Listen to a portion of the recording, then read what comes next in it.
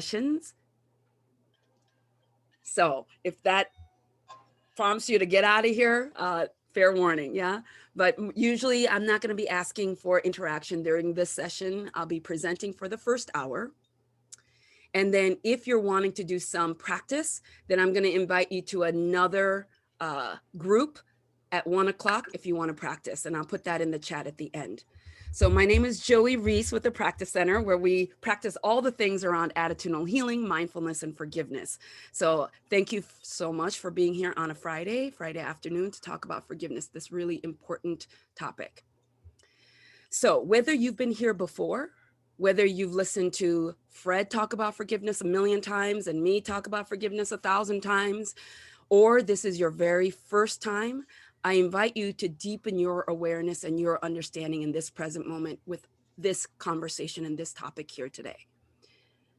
I don't know that there's ever going to be a time where I feel like, I think I've learned enough about myself, or I think I've learned enough about forgiveness. Yeah, never ending. So as deeply as you can involve yourself, I think this world needs that. Our ability to connect with one another needs that. I will be inviting you to throw comments into the chat, but I will not be inviting communication during this first hour. All right. On to the PowerPoints.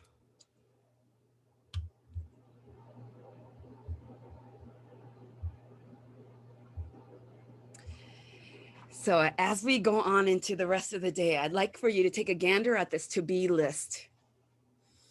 And just take for a moment going, have I thought about how I want to be today? Maybe you made a whole to-do list, maybe even a to-do list around what you're going to do with this information today. But I'd like for you to take for a moment and just look at this list and going, did I intentionally call out how I would like to show up today? And what would it feel like if I did? So please take a moment, and you're welcome to take a screen grab of anything that I show you here today and just land on a word that maybe feels good to you. And for the remainder of this hour, maybe remainder of this day or through the weekend, see if you can intentionally be, if that allows any kind of shift for you. So welcome. And what does it take for you to feel welcome in a space? And how do you create that for others? Because we are here for a program funded by Department of Human Services. The state of Hawaii is funding so many great workshops around this topic. But the intention is for us to really pass this on to those that we work with, those with whom we are interacting on a day-to-day basis. So the things here, I really ask that you go inward and really perform this inside job of excavating some of this information and how you relate to it. But ultimately, we're interested in how is this getting passed on to our clients, to our families, to our community. So in what ways do you allow for this welcoming or this centering or this ability to fully be present before we get onto the task at hand? So how are you doing around that? Are you improving and are you practicing? And if not, that's okay. I invite you to start practicing starting today. What does it take for you to feel welcome and for you to create that feeling of welcome? And then for the focus for the rest of today is to look at forgiveness as a tool to reclaim our peace of mind. We're going to look for ways to see forgiveness as a way of changing our perspective to reduce our own suffering. We will not be interacting with one another during this first hour. Oh, okay. Call me later then. We have somebody else who's not muted. I wanted to check with you, but sorry, just call me later. Yeah. Okay, you guys, I'm going to quick look and see if I can control. Well, I wanted to have more of a discussion about it, but we'll talk later then, okay?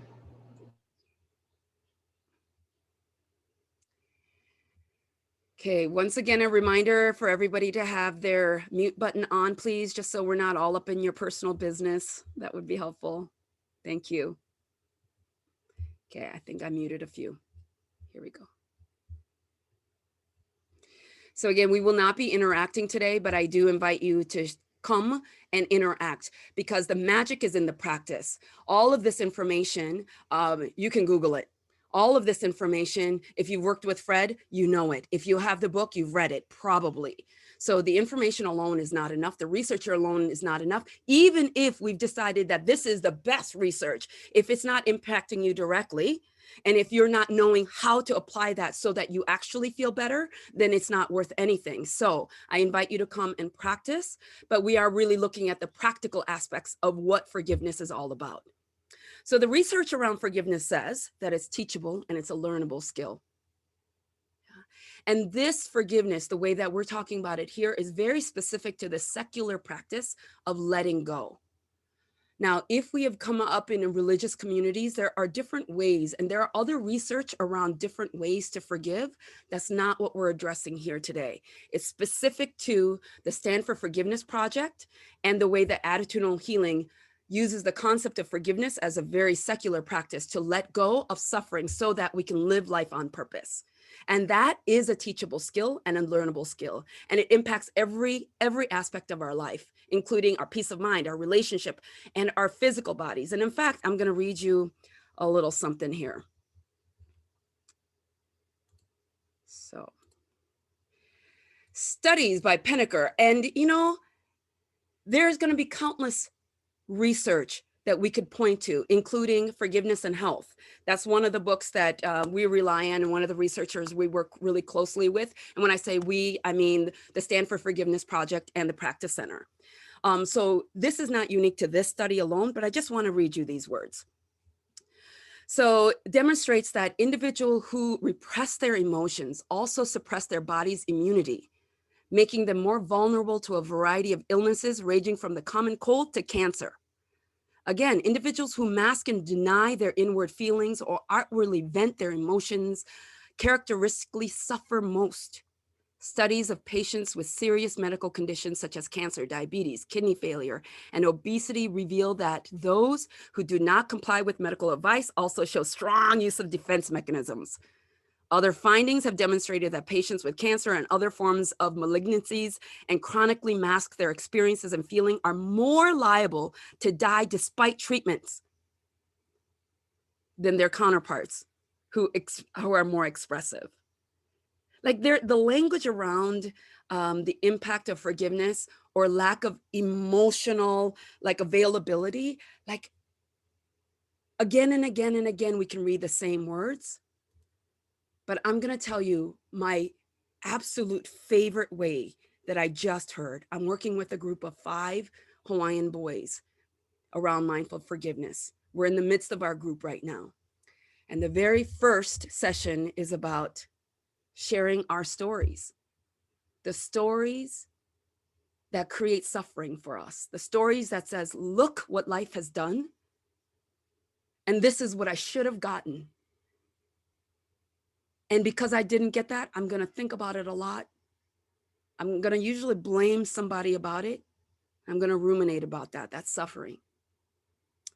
So we're setting this up, and the kids are into it. They're like asking questions and they're into it until we get to, it's time for all of us to write our grievance stories, because the step number 1 is, what are you going to forgive?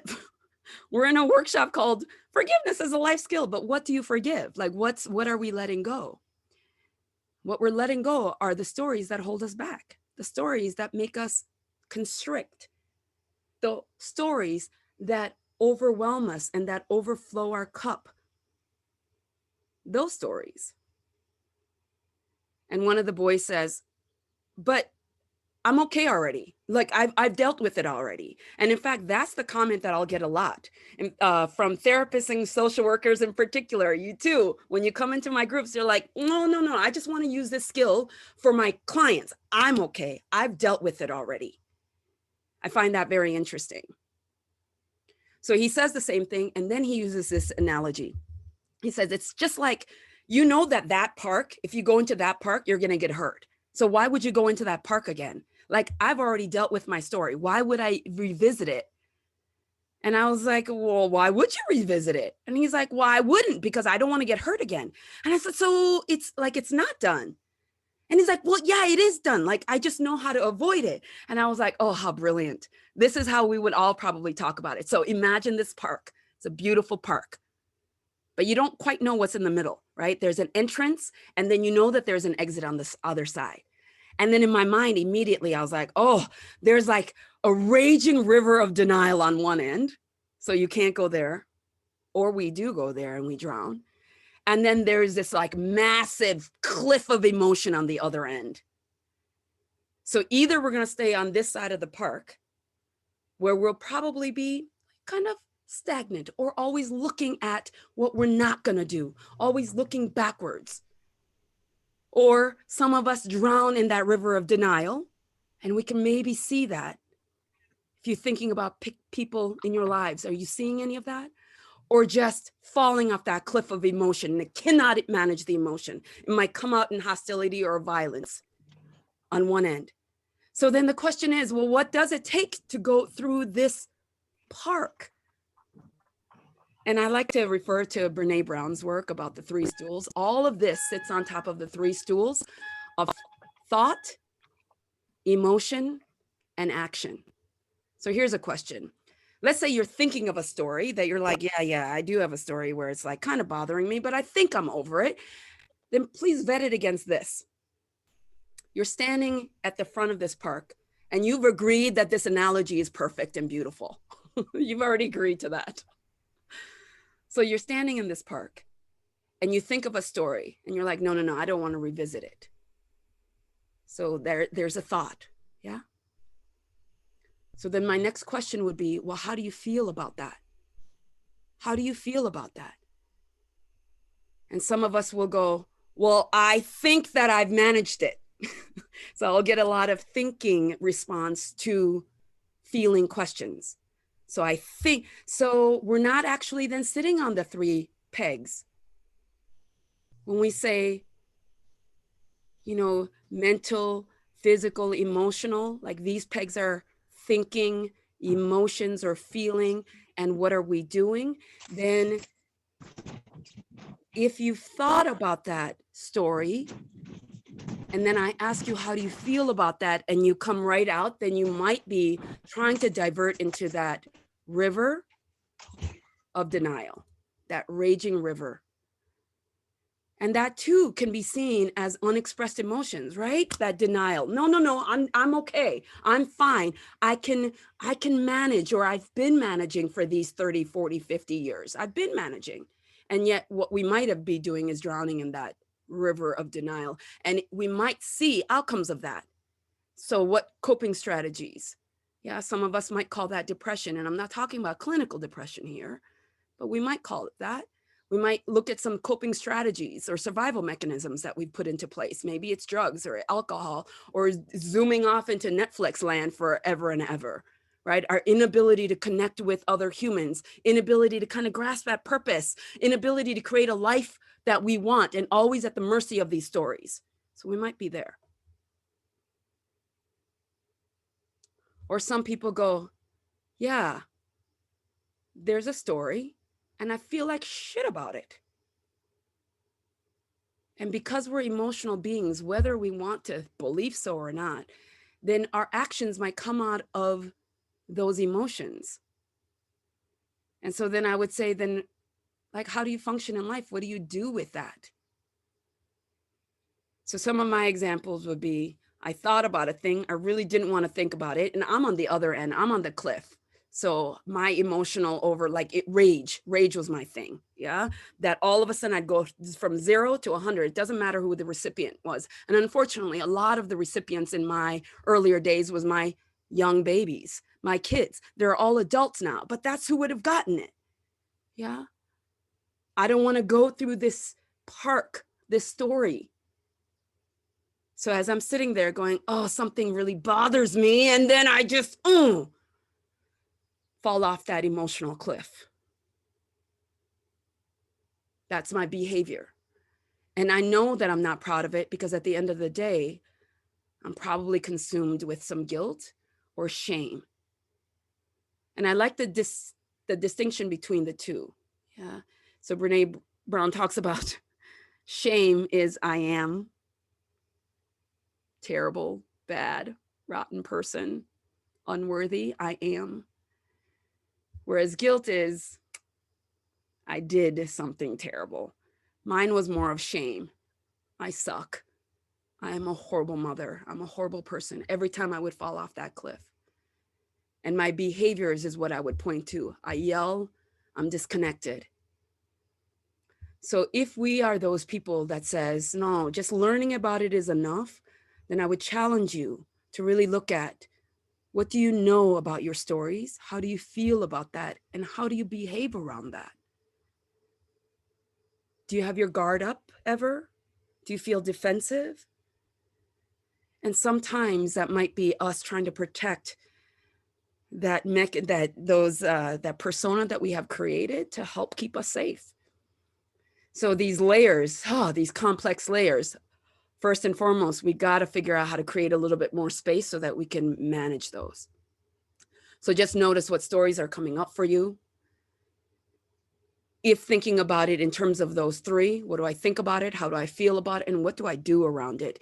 And if there's a sticking point in any one of those, or you're drowning in the river or falling off a cliff, then I ask that you revisit this and think about your willingness or curiosity around this story.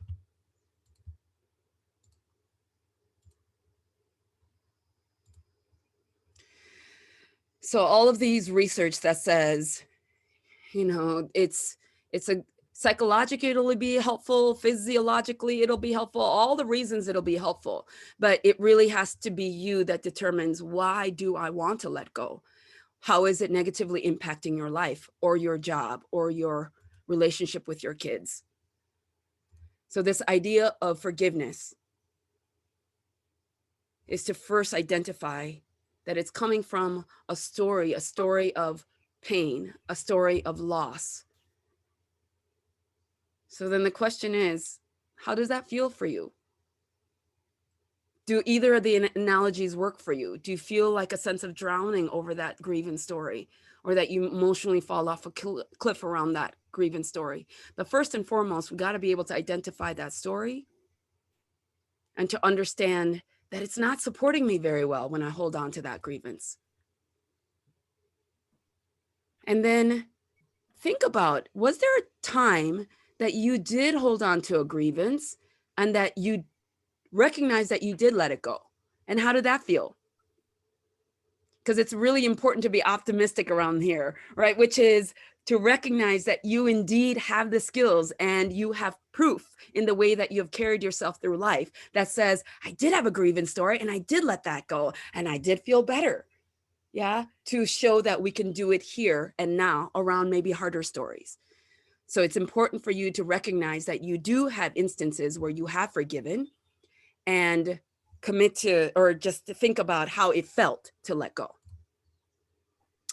So we do know how to forgive, most of us.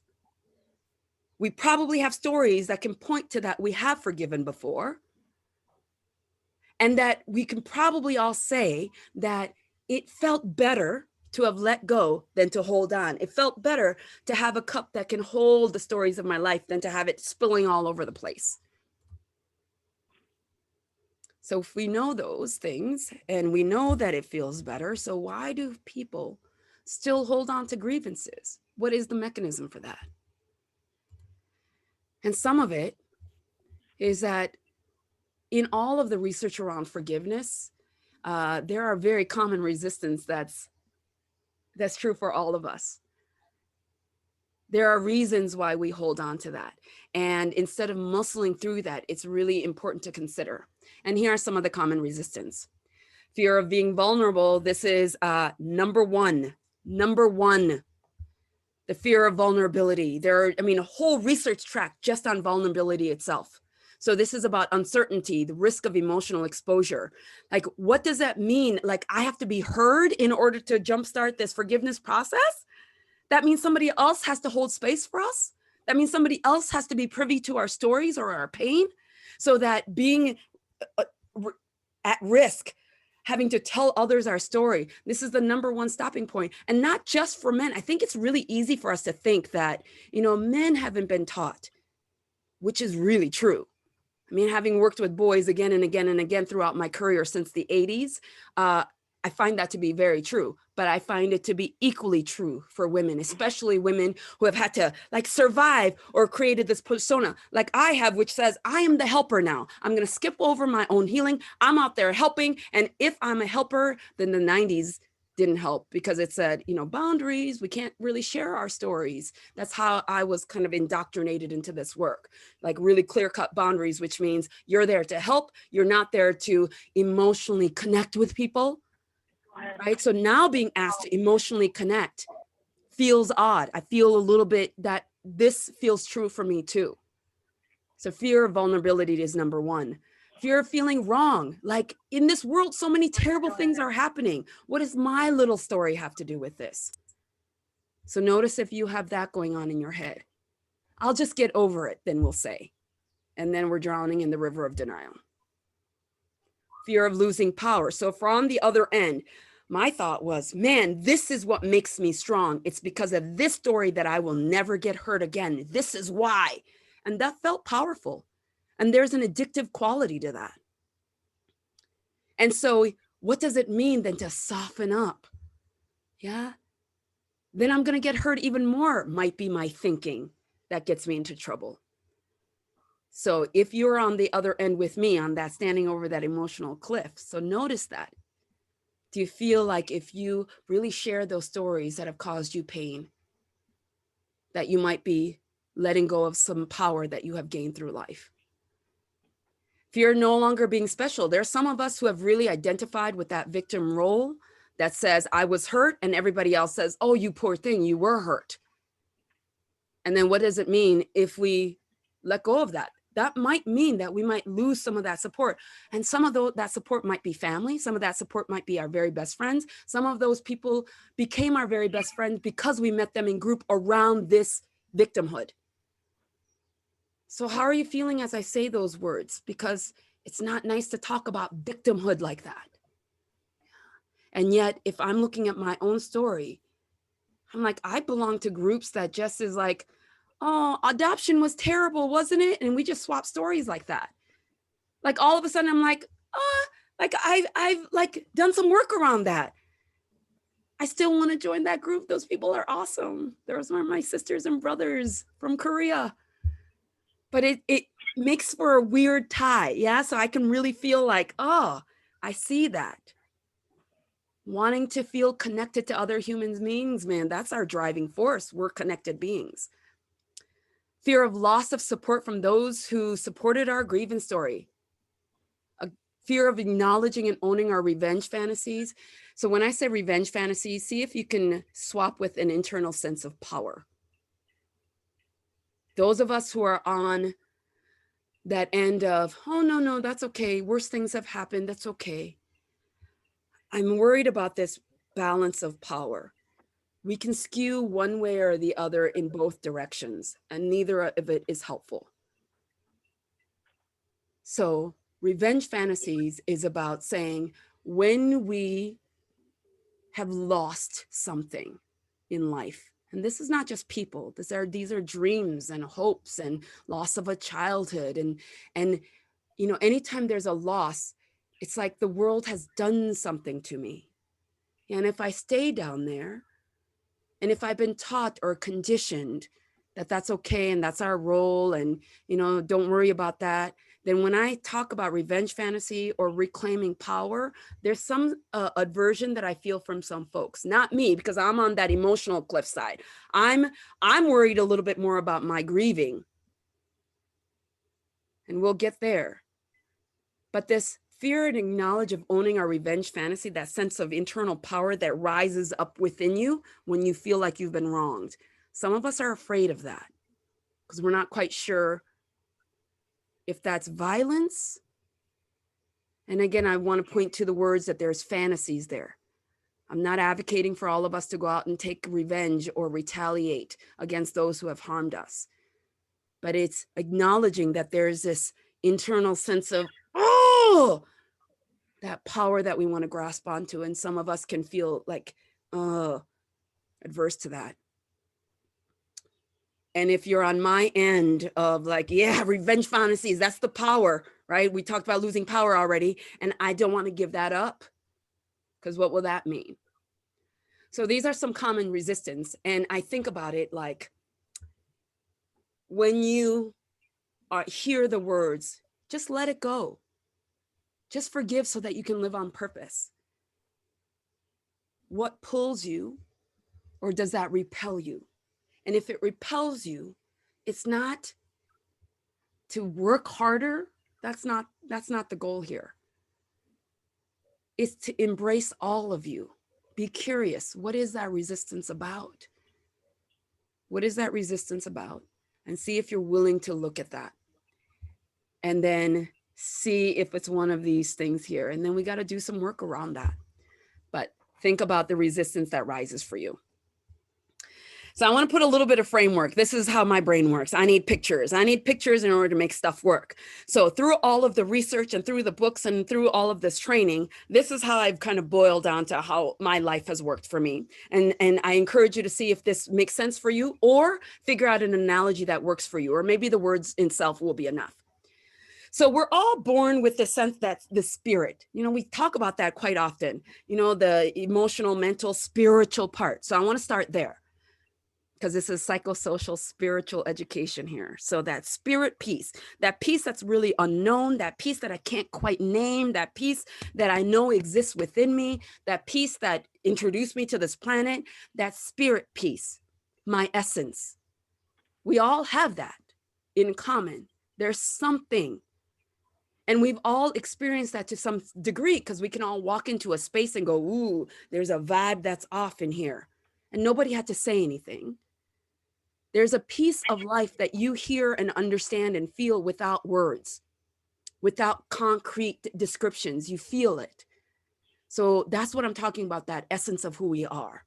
So there's an essence. And then as we go through life, we get encased with some stuff. Some of that is actual big T trauma, big losses, wars, famines, separations from your family of origin, what we might consider big T's, but also little t's, all of the little ways that we are separated from our felt sense of safety, dignity, and belonging. Think about all of the ways, all of the mechanisms that are in place in life that is designed to separate us from our sense of dignity. I mean, try just being an other walking into a space of them to feel like you don't belong. Yeah, and when I say that specifically for me, being the only Black person that walks into a room, being the only woman that walks into a room. Oh boy, there's no quicker way for me to go, ooh. Now there's some communities where they've worked a lot on making sure that we all feel welcome, but there are many more communities that I've walked into where I had a felt sense that I was not safe and I didn't belong, and that I was not entitled to the sense of dignity as a person, as a human walking. So I might describe that as T, trauma, big or small. So these are the events that happen in life that separate us from this felt sense of safety. Some of us are really blessed and we have the skills. Some of us are a little bit more skilled innately. Others of us have had support and family structures, people who are really knowledgeable and wise that will help us work through some of that pain, right? So that we can let it go, so it doesn't calcify and it doesn't turn into a story of suffering for years and decades. And then there are some of us who have not gotten the support or did not have the skills. And that story of trauma, that separation from a felt sense of safety, dignity, or belonging has turned into a story of suffering. And I can say, see, this is my life. It sucks. You know what I should have gotten is that. Oh, poor me, poor me. And I'm going to continue to kind of ruminate on that. Yeah, and I'm going to blame the system, this racist system, or the system of international adoption, or this country, or my adoptive parents, or you maybe. All of the ways that I can blame and deflect so that I don't have to manage the story on my own is what suffering is. It's the construct of the mind, how I can carry on the story that says, see what happened to me, see this trauma. And the thing is, a lot of that is legit. And then if I do that long enough, then I might create ways that I've coped. So the way that I cope with loneliness is to never let people into my life. How about that? That seems easy. So think of all the little ways that we cope and strategize to really survive in this really sometimes tough world. Yeah, so this is kind of the framework that I like to think about all of the rest of what works into forgiveness as a life skill. So then what is forgiveness and what is forgiveness not? That's really, I think, important, because forgiveness, that whole word has kind of a weird kind of, same with suffering. That's why I like to identify the way that I like to use it, right? Forgiveness, I mean, there's so many ways and so many communities that talk about it differently. So in here, what it is not, it's not that you're forgetting that tough story, the things that have happened to you. No, it's not showing weakness. It's not about letting the offender off the hook or excusing the villain or the person who failed us. It's not excusing their behavior. It's not saying when I forgive, then I have to go back into that relationship with that person. It's not about reconciliation. And it's not condoning behaviors that have hurt us or others. And it's not relinquishing our right to seek justice. So I can walk into a courthouse either tight, holding onto the story of look what happened to me, look what happened to me, and seek justice, or I can have let go of the pain and still seek justice. So those are not intertwined. So I would like to here talk about forgiveness through a series of quotes and see if there's one that really draws you in. So forgiveness is about reclaiming our power over our own peace of mind. It is a change of perspective that reduces our own suffering. And the only reason we can say that change of perspective is because it's a construct in our mind. That's why changing our perspective sometimes really works. And sometimes that's all it takes. Notice it doesn't say anything about first when we go and make other people do X, Y, Z, and when we fix systems A through Z, then we can have this peace of mind. No, it's about a shift in perspective that allow us to reduce our suffering. Jerry Jampolsky of Attitudinal Healing says, giving up all hope of a better past, it is the key to happiness. It's the key to happiness. The way that we might define happiness here is the intention to be happy, paying attention to the things that bring happiness into your life, focusing on the connection to the people and your purpose in life, and the ability to savor those moments. All of that gets reduced when that space within us is taken up by grievance stories. So if we let some of that grievance story go, then that key, our ability to pay attention, our intention to be, and our connection to people and purpose, and our ability to savor the moment in this moment goes up. Reverend Bishop Desmond Tutu says, to release yourself from whatever trauma and hardship you have experienced and reclaiming your life as your own, that is forgiveness. To reclaim your life as your own, that is forgiveness. When I walked out of the gates, I knew that if I continue to hate these people, I'd still be in prison. And if anybody has a right to talk about all of the things that were done to them that was unfair, unrighteous, not okay, would be President Nelson Mandela. And yet that would restrict. It's like if life was a hose, okay, imagine yourself as a hose, and then there's like this faucet that gets turned on, maybe the life force that gets turned on, and then somebody walks up and squeezes that hose shut, like just twists it. Think about that. And then we look at all of the different ways. Was the nozzle on? Maybe the front end is broken. No, we have constricted the life out of ourselves. And it's simply a matter of creating a little bit more space, the choice. Maya Angelou says, you can't forgive without loving. And I don't mean that sentimental. I don't mean mush. I mean having enough courage to stand up and say, I forgive, I'm finished with it.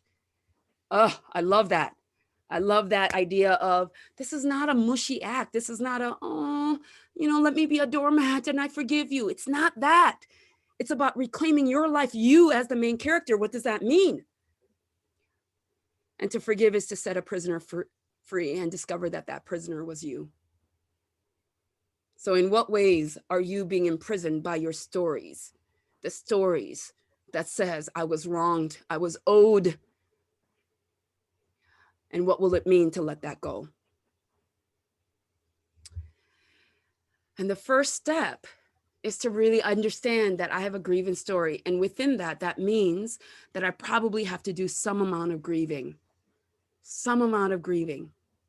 because that is the natural response to any loss. Again, how many of us can point to a loss of childhood in all of the ways that we might have been mistreated?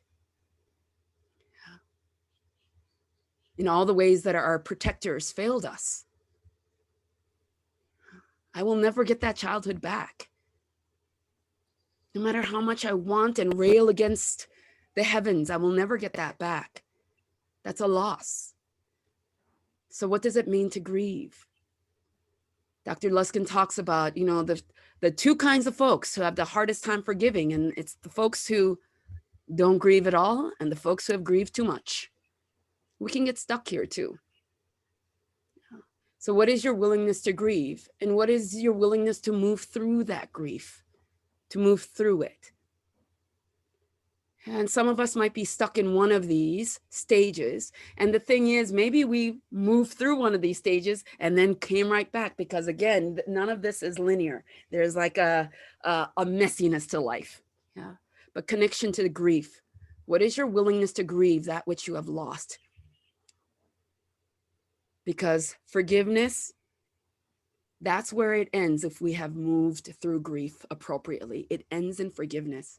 So if we have not forgiven and you've held on to this story a really long time, then I would ask that you ask yourself about your willingness and your curiosity around grief. And this is a really great area where we can get support. So maybe that's a counselor or a therapist or a trusted friend. Maybe it's a support group of some sort, but really sit with another person so that you can feel heard, so that you can let go. It's really difficult, I think, to do it on your own. We are not islands. Yeah, we're these weird connected beings, and we need one another to live a healthy life, and including healing. So what does that mean? And then we might have to revisit vulnerability. But the skill of forgiving or willingness to grieve is what takes us there. And it is really connected to this idea of resilience. And I want to just really talk about resilience. I think gets really misused quite often. Resilience. I know that I was told what a resilient person I was. How resilient Joey is. I was told that a lot growing up. And I think I struggled with that because my heart was broken. It was shattered in all the pieces, but I do know that I had this casing that showcased strength. Yeah, some of it is just kind of my stature, I think. Some of it is just kind of how I'm made, but definitely a lot of it was my coping mechanism. And that was just like, I'm just never going to connect with anyone. I'm just going to do everything on my own. And I'm just going to muscle through life. And I'm just going to do what it is being asked of me. And so many people call that resilience. So I was like, that word sucks then. So what is true resilience? And it is the capacity to recover quickly from difficulties, not avoid it and not fall off an emotional cliff. It is the capacity to recover quickly from difficulties, toughness, ability to spring back. It's about flexibility. I was not very flexible. I was super rigid, in fact. Yeah, it was this way. Otherwise, I would blow up. And some people, it's this way or I shut down. Yeah, so notice, that's not resilience. So the pillars of resilience include self-awareness. Do you know yourself? Do you know the stories that are holding you back? Do you know what you think about it, what you feel about it, and how you behave around it? Yeah, awareness, know thyself. Yeah, it first starts with us. We cannot give that which we do not have.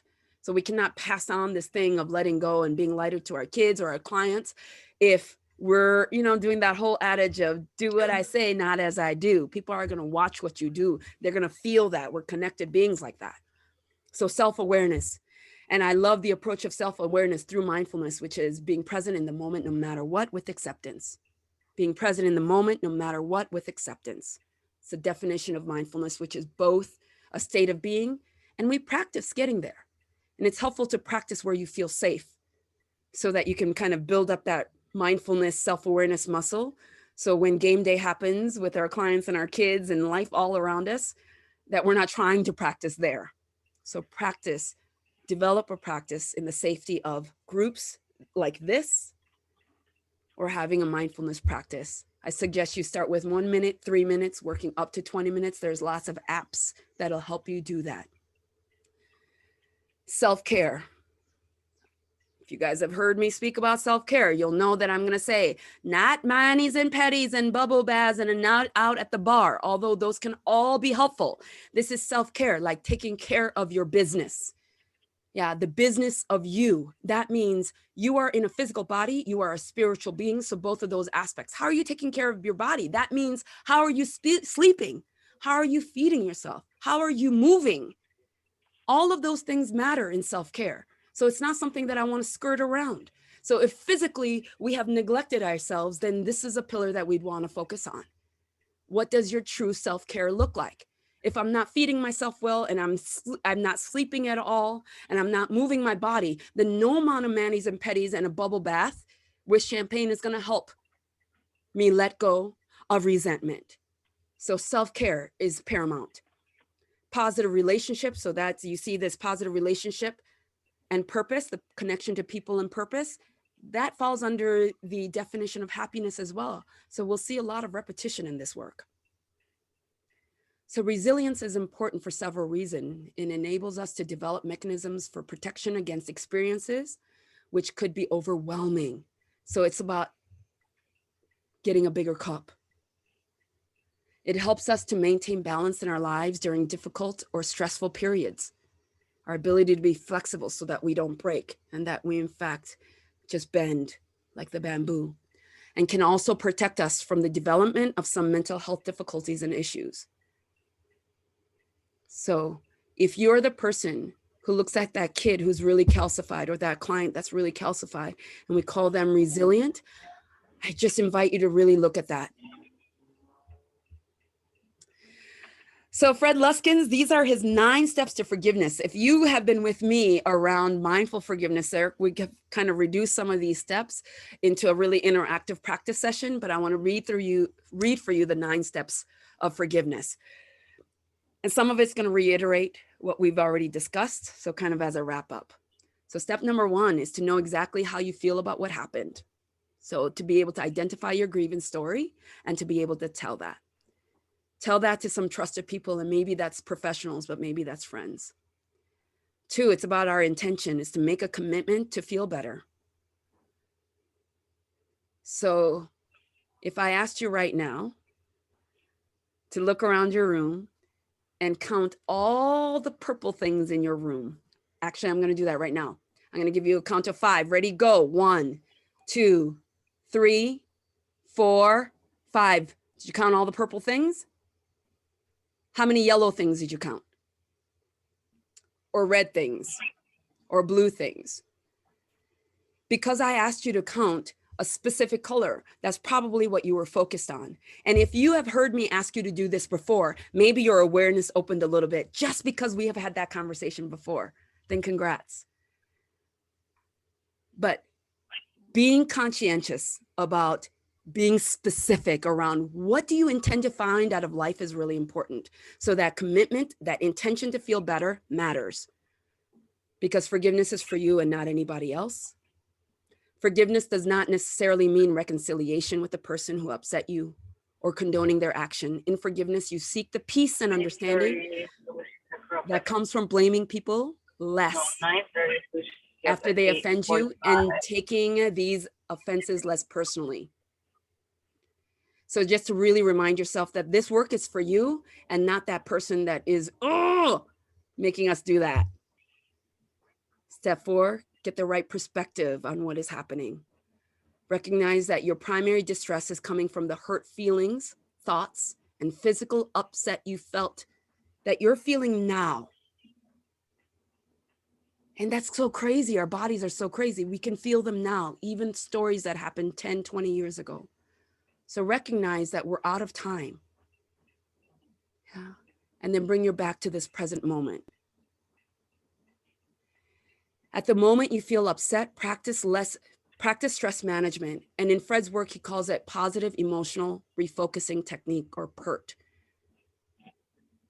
And that soothing of your body, giving yourself moments to breathe, to allow that vagus nerve to unwind a little bit so that your heart can beat a little bit better, so that your stomach can take in that oxygen. That is really important.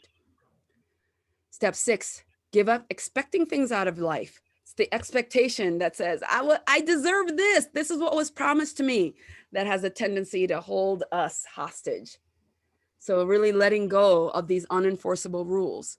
Like, life doesn't owe us a doggone thing. And yet we have constructed all the ways that life owes us certain things. So to practice letting them go, recognizing that it's okay for us to hope and wish for things. But once we turn that into a demand, that is where we're going to get into trouble. That's where suffering is, that scenario is created. Put your energy into looking for ways to get your positive goals met. So that is the answer to any resentment. So even if we don't want to manage our stories of suffering, to say, okay, so what is it that I need out of life? And to focus on that self-care might be enough for some of us.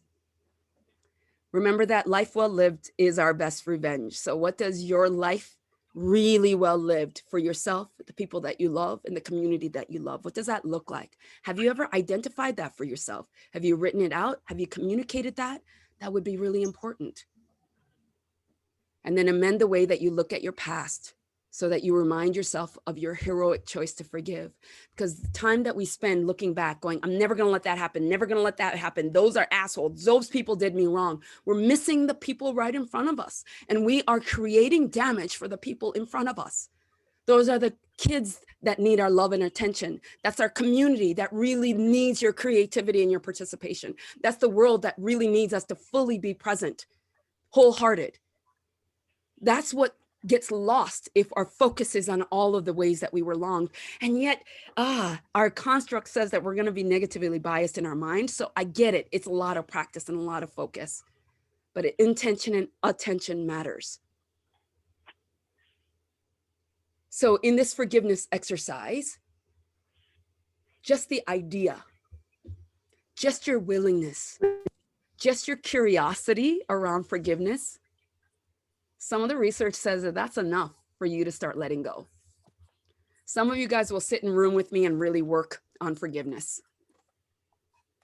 But ultimately, if I asked you just to kind of think about that story that's causing you pain,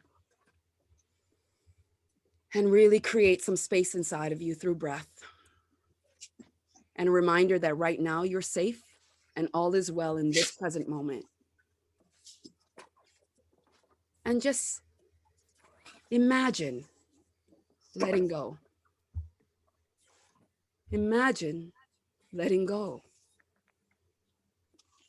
And if you cannot, ask yourself, what is my willingness to feel better here? And start there. But that imagining of letting it go, even if you know in your real life, I'm not going to really let it go, I'm not ready because I'm feeling, resistance A through whatever, all 6 of them maybe, that's okay. Just imagining in that moment will create a little bit more space. Then maybe we can create a more responsive action plan for the life that you're living. So maybe practice this in your home, going, we're going to just do some forgiveness imagination and just see how you feel. Because ultimately, we want to be creating stories of living on purpose versus why our lives are not lived. Yeah, I used to tell that story, why I wasn't doing, why I wasn't loving, why I couldn't be this person, why I wasn't that, why I'm not like that. And this shift to try to live on purpose, what I do want. That sense of freedom feels, even now, a little bit uncomfortable depending on the story, because I just haven't had the amount of practice that I have had with my grieving stories. But ultimately looking forward, firmly planted in this present moment, is the key to recreating these stories. So lastly, I would like to offer you these 12 principles of attitudinal healing. And most specifically, principle number 2, because we have a lot of conversations about health and wellness in our community. And in fact, that's why we get funded to come and do these kinds of presentations. It's really about health. And so if these principles meant anything to me, or if these words really drew me in versus repelled me, then I might say, principle number 2, if health is inner peace, and then healing is letting go of fear, then how might I look at my grievance story differently? Because the reason I'm holding on to my grievance story is the fear that it might happen again. And so I'm trading off that to negate that happening again. I'm giving up my health in this present moment. Well, I don't want that. So what if health is inner peace and healing is letting go of fear? In this present moment, what might that look like? What might I do differently? How might I lean into my feeling? How might I let go of some of my unhelpful thinking? So I'd like to leave that for you as the final thought. So in this journey of forgiveness, I encourage you to lean into whatever it is that you might feel resistance and embrace that. It's okay. I would invite you to look at your ability and willingness to grieve. And if you haven't, I encourage you to do so. But that's with a lot of love and self-compassion. And if you're willing, just imagining letting that tough story go, how might that feel? What would that do for you? What would that do for the interactions in your family and in your community and your office and your team? So maybe we just start with imagining.